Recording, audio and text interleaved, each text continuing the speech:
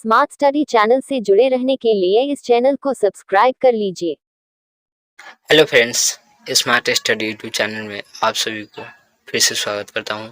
आज हम अध्याय 8 को पूरा क्वेश्चन आंसर कराने वाला हूं, जिसका नाम है खाद्य सुरक्षा।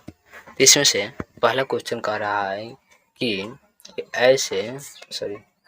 ऐसे कौन से लोग हैं जो खाद्य सुरक्षा से सर्वाधिक लाभान्वित हो सकते हैं। इसका उत्तर होगा वैसे लोग जिनके पास थोड़ी सी भूमि है, अपना छोटा मोटा काम करते हैं, जिन्हें खाद्य सुरक्षा से सर्वाधिक लाभान्वित होता है, उन्हें सर्वाधिक लाभान्वित होती है। तो ये समझ में आ गया होगा। चलिए दूसरे प्रश्न को चलते हैं। दूसरा प्रश्न यहाँ पर है कि राशन की दुकान होना क्यों जरूरी है हम लोग के लिए।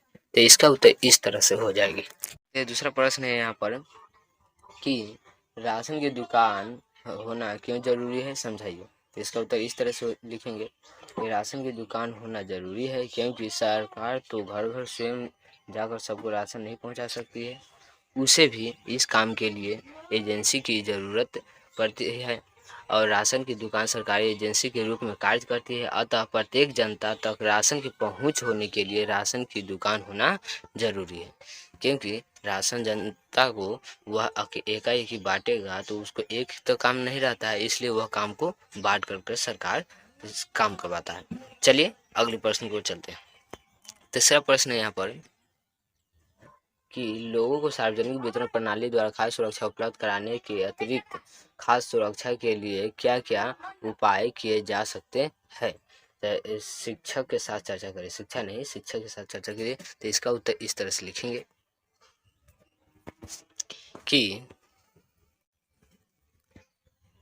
खाद्य सुरक्षा उपलब्ध कराने के लिए सरकार तमाम लोगों को, विशेषकर बेरोजगार को लक्षित कर उचित रोजगार दिलाकर उन्हें खाद्य सुरक्षा प्रदान कर सकती है।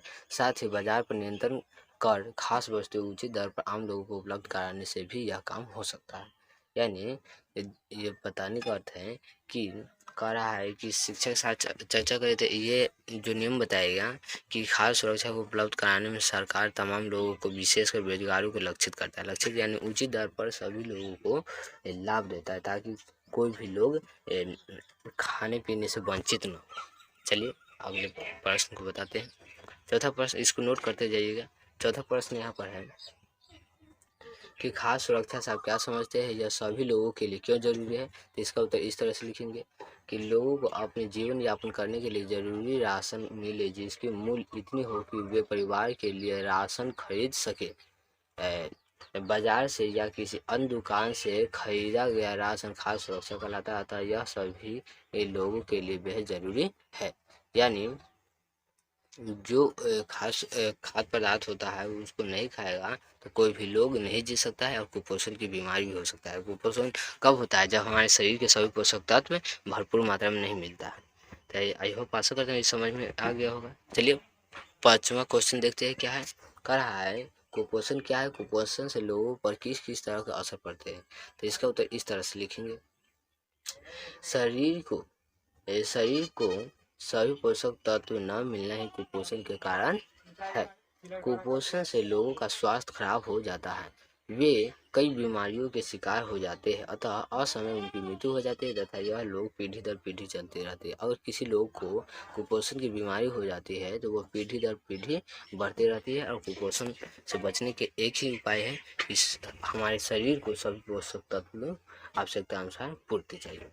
तो समझ में आ गया होगा। चलिए अगले प्रश्न को चलते हैं। छठे प्रश्न यहाँ पर है, आपके क्षेत्र में सरकार द्वारा लोगों को रोजगार देने के लिए कौन सी योजनाएं चलाई जा रही है। आपके विचार में इनमें से किस योजना का लाभ लोगों को सबसे अधिक हो रहा है और क्यों। तो इसका उत्तर लिखेंगे, महात्मा गांधी राष्ट्रीय ग्रामीण योजना के तहत हमारे क्षेत्र में गरीब लोगों को रोजगार मिल रहा है। यही चैप्टर में पढ़े थे, तो यही महात्मा गांधी राष्ट्रीय ग्रामीण योजना लिख देंगे।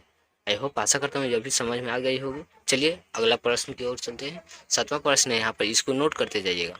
सातवां प्रश्न है यहाँ पर, भारत में अनाजों की मात्रा प्राप्त होने के बावजूद भी कई लोगों को भरपेट भोजन क्यों नहीं मिल पाता, अपने शब्दों में समझाइए। इसका उत्तर इस तरह से लिखेंगे कि भारत में अनाज की मात्रा में तो कोई कमी नहीं है, परंतु सरकारी गोदाम लाखों टन अनाज करते रहते हैं। राशन की दुकान वालों तक अच्छा अनाज पहुंचते भी है तो अच्छा अनाज भी बेच कर खा जाते हैं और लोगों को खराब अनाज खरीद कर देते हैं और लोगों से चोरी कर अनाजों को राशन दुकान में बेचने के काम में ले जाते हैं, बेचने के काम करते हैं। और अतः इसी वजह से भारत में अनाज की मात्रा पर्याप्त होने के बावजूद भी कई लोगों को भरपेट भोजन नहीं मिल पाता है।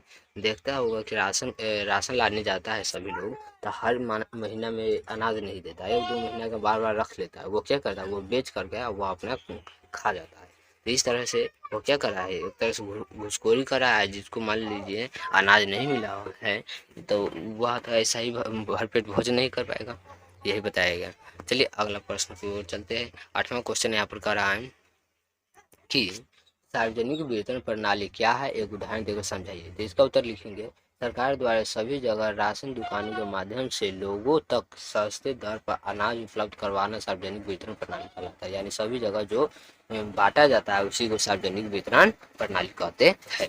यहाँ पर 9वां और लास्ट प्रश्न है कि भारत में अपनाई जाने वाली सार्वजनिक वितरण प्रणाली में किस प्रकार की समस्याएं हैं, आपके विचार में इन्हें हल करने के लिए क्या करना चाहिए।